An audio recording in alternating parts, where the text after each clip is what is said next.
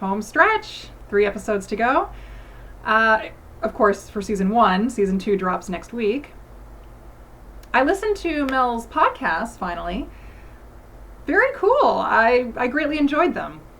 I appreciated that Mel touched on her feelings about Danny in podcast 2, where she described Danny as stupid but noble. So she was annoyed with Danny's heroism complex, but greatly respected her for her integrity. Her description of vampire Danny as being basically Danny, but on red kryptonite, I thought was very apt. I actually had the same thoughts myself during that episode.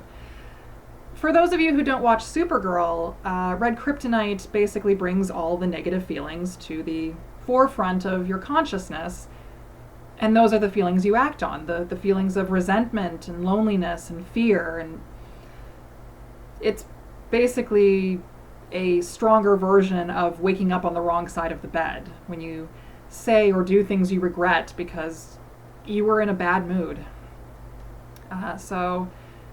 It is, I think she's right. I think it is still Danny. She's just in a really, really, really, really, really, really bad mood. And that's not completely her fault either, because the Dean is her red kryptonite. I really loved when they sort of melded the show and the podcast around podcast 5, I think, when Laura and Carmilla could be heard in the podcast fetching the Sword of Hoster. And Mel is like, "Oh, finally, you're here to save us." And Laura just says, "Actually, I'm here for her and the sword. But hang in there." Why couldn't they take Mel with them back to the library? Reasons. Very cute. Laura saw her yellow pillow in the crater. Had a good laugh on that one. And then the podcast ended with podcast 7 because Danny discovered what Mel has been doing and has now taken her away for interrogation. So I imagine that story point might show up in the actual show.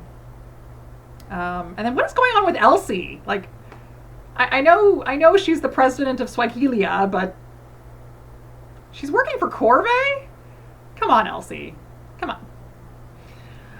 All right. Well, that was my feelings about the podcast. I'm sure you're all interested to see my reactions to the last 3 episodes of Act 1. So let's dive right in and see what happens. All right. Here we go with Carmilla Season 3, Episode 15, Risk Assessments.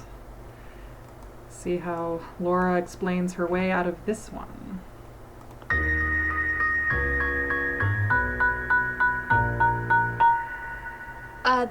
Dad, no picking fights. We just had a small errand to run and... Into a giant hell pit that you snuck into without telling me. Hell pit has such pejorative connotations. I'm sure its denizens prefer netherworld excavation. No, you are not wheedling out of this one. We agreed. No, Dad, you agreed. And what do you expect me to do? In the course of my lifetime, you have protected me from polyester. Well, they have those carcinogens that leach into your skin. Swimming holes. The amoeba that eat your brains. And my class trip to Clownville. That place is a cultural Chernobyl. We're not talking about you eating candy corn for dinner, which you definitely also should never do. But we're talking about you crawling into a pit where an evil god who has tried to kill you twice has been camped out with her vampire army. Probably more than twice by now. Okay, yeah, when you put it that way, it sounds kind of bad. But I wasn't alone. Laughing Karma with me. Right? Oh, yeah. Great. The revenge-obsessed vampire and the lab junkie with the self-preservation instincts of a lemming. I feel much better. Ooh. I don't mean that personally, Accurate. Obviously. No, it's Hey, totally not wrong. accurate. Yeah. Thanks for the support, guys. We're a self-aware What do you bunch. think this evil god is going to do when she finds out you stole her sword? This is exactly why they killed the parents off. Nothing that she wasn't going to do before. Because if those poor slobs had to watch what their children actually do, they'd go mad, all right? I mean, Laura's been on the top of Do you think the about Dean's, what you did? How close you came to hurting yourself? top of the Dean's kill list for the last few months. I'm not trying to make you worry. I don't think that stealing the sword I don't want you to could be put so her any scared for higher. me all the time. It's too late. When I think about what could have happened to you,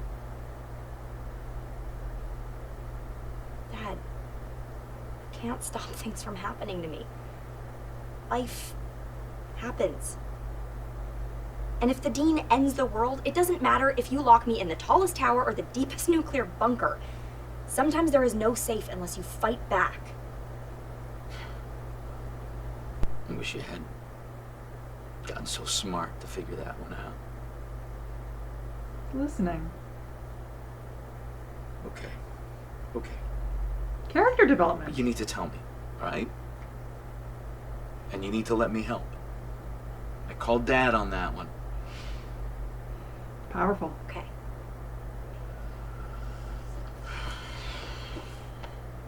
I'll find you some dad-sized adventures.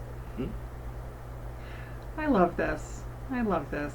Okay, so less adventure, more Rubik's Cube. We need to figure out what the third talisman is. We got 2 out of 4. The book calls the third talisman the chalice, but it also called the book the word and the sword the blood. So it might not be literal. It could be sacred wine, or a favorite mug, or a bong, like one of the board members had a secret mystical hookah. Not that I would know what a hookah is. It's like some kind of gourd, right? Of course So not. the book led us to the sword, so maybe there's some sort of clue on it, like if we spill blood on it or put it in the fire, like... The One Ring of Sauron? Are we seriously pulling our experimental procedures from Middle-earth? A lot of Lord of the Rings references this season.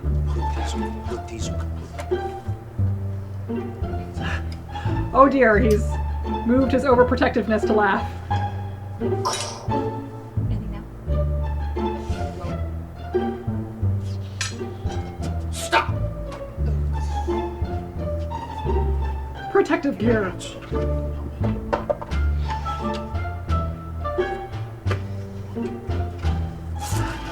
I think Mr. Hollis has adopted laugh. I love it. Carm, you useless vampire.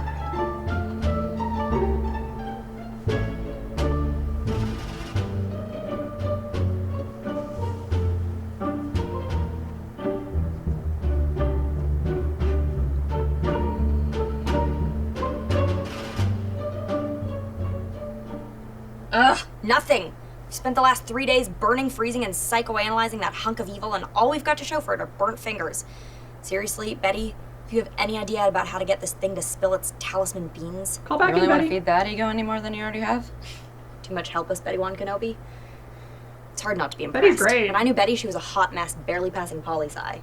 Now she's gearing up for her second year at Princeton, summa cum laude, VP of the debate team, and nationally ranked as a fencer. Oh yeah, and she's learning Fencing. dead languages in her I spare time. fence. I mean, Kinda. barely made it through second term. I used to. Because you survived second term. And hey, if you're being graded on a Silas curve, then Still nice to have someone to talk to, you know? why you can't talk to young Holtzman or your dad? Ghostbusters reference. Me? Nice. Of course I can talk to you. It's just... With Betty, I don't have to worry about stepping in 5 different types of history before I finish my sentence. Or that I'll be selfish and kiss her and clear violations of the Friends guidelines. Oh, never mind, really. She really didn't mind. You deserve better. Laura. And you were right. I can talk about being a realist all I want, but I have no idea how to do this. You're not doing so bad. I mean, last I checked, we've got 2 talismans already. Halfway Yeah, I there. guess we do. Now, if we only had any idea about where to start looking for the third. Sweetie, you noticed that your evil sword had some dirt on it? That would probably be giant anglerfish goo. Of course it would. So I polished it up, and it turns out there's something written on it. Oh my god, that's more Sumerian. All you had to Hold on, can you do translate? was clean it. Yeah, that one's necklace, and I think that one's secret. So it's some kind of secret necklace? Maddie's Did one of the board members have a necklace? secret necklace? It wasn't a secret. It was a big plot point. It was a hid one. Maddie's locket. Which I had. And I lost it. Not sure lost is the correct term. Yeah, I mean, I figured Maddie's locket was one of the talismans. I assume that's what that means, that it's one of the talismans. That was really sweet. The father-daughter moment between Laura and her father. He's listening. He's still very protective. He seems to have expanded his overprotectiveness to include Laugh, which I find really sweet, especially when Laugh explained that their parents didn't seem to approve of the direction they took their life. Cute that they spent 3 days doing mystical things to the sword, and all it took was clean it, and you get the hint for the next talisman. I hope they bring back Betty. Like, you know, I as I said, I don't think they'll bring her back in person to the campus, but I hope she calls in again. That would be fun. Very, very nice episode. I enjoyed that. Let's go right into the next one. See you next video.